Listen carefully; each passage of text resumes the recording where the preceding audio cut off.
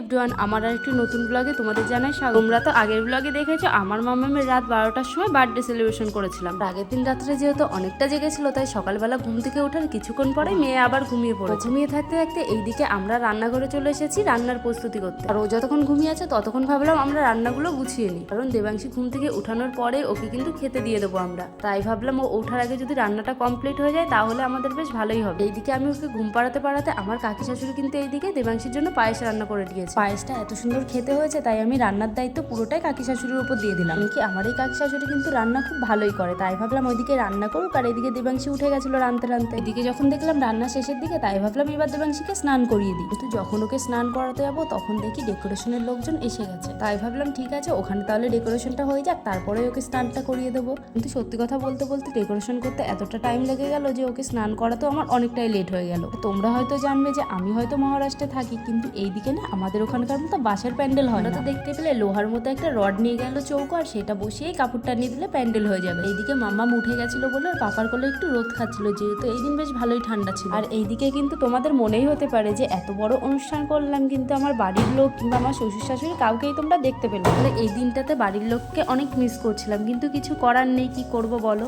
যাই হোক, মন খারাপ করে তো আর লাভ নেই, তাই আমি চলে আসলাম আবার রান্নাঘরে, কারণ ওদিকে প্যান্ডেল হবে, তারপরে দেবাংশীকে স্নান করাবো। আর এখানে এসে দেখি দেবাংশীর একটা মামা দেবাংশীর জন্য 5 রকমের ভাজা করছে, আর এদিকে আমার কাকি শাশুড়ি মাছের ঝোল করবে বলে মাছ ভাজা বসিয়ে দিয়েছে। আসলে এই দিনটাতে একটু মন খারাপ হচ্ছিল ঠিকই, কিন্তু কি করব, কিছুই করার নেই বললাম। আমার দেবাংশীর বাড়ির লোক হয়তো ছিল না, কিন্তু এই যে ছিল আমার পিসে মশাই 1 মাস আগে এসেছে মেয়ের বাড়িতে বেড়াতে। আমার এই পিসে মশাই কিন্তু ঠাকুরনগর বাড়ি, মানে আমার ননদের বাবার বাড়ি। এই যে আমার কাকা শ্বশুর, ইনি কিন্তু 1 মাস আগেই টিকিট কেটে রেখেছে দেবাংশীর বার্থডেতে আসবে বলে। আমাদের মনে হতেই পারে যে বাড়ির লোক নেই, কিন্তু কাকা শ্বশুর কাকি শাশুড়ি এনারা কোথা থেকে আসলো। আসলে আমার এই কাকা শ্বশুরও কিন্তু কর্মসূত্রের জন্য এই মহারাষ্ট্রেই থাকে, আর এনারা কিন্তু আমাদের এখান থেকে প্রায় 12 ঘন্টার রাস্তা, মানে এতটা দূরে থাকে, ট্রেনে করে আসতে হয়। বাড়ির লোক হয়তো আসতে পারেনি, কিন্তু আমার এই কাকারাও তো নিজের লোক বলো। তাই আর বেশি মন খারাপ না করে চলে গেলাম দেবাংশী স্নানের জায়গায়।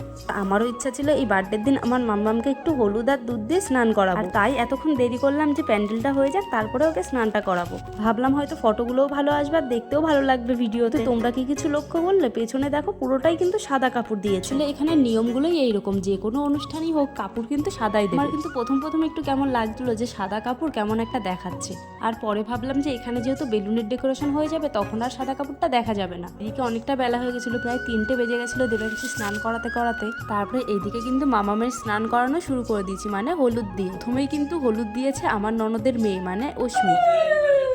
কি হলো মামা? ওরে বাবা রে, এদিকে তাকাই রাখো। দেবাংশী, দেবাংশী, মাম্মাম কই রে?